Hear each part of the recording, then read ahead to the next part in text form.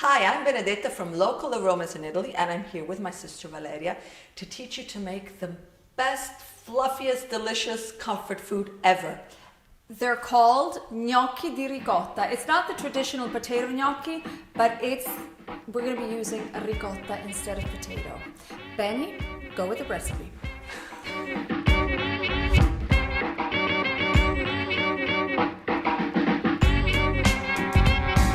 First and most important, when you buy ricotta to make this recipe, leave it to drain because you have to eliminate as much excess water as you can, because the more water means more flour, and more flour means that they're going to be hard, and that's not what you want.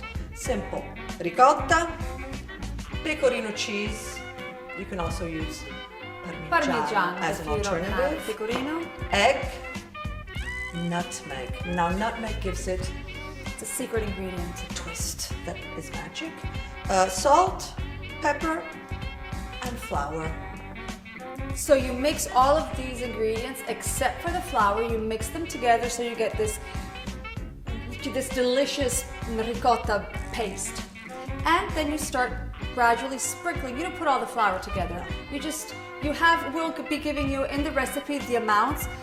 So you're going to start sprinkle the ricotta and you mix it and you mix it. You may need a little more flour, you may need a little less flour. It depends, it's not perfect science. Like in pastry, as she taught me more than And how do you know it's ready? You know that it's ready when the final dough no longer sticks to your hand. So you can just pat it and move it around. Super soft. It's super just soft. Then you just soft. keep it, you put it aside to rest 15 minutes. Yeah. And then you start with step two. Step two, if you have this, you roll it out, you cut it in pieces. If not, you just whip it up with your hands and you roll it out into a snake about a thumb thick.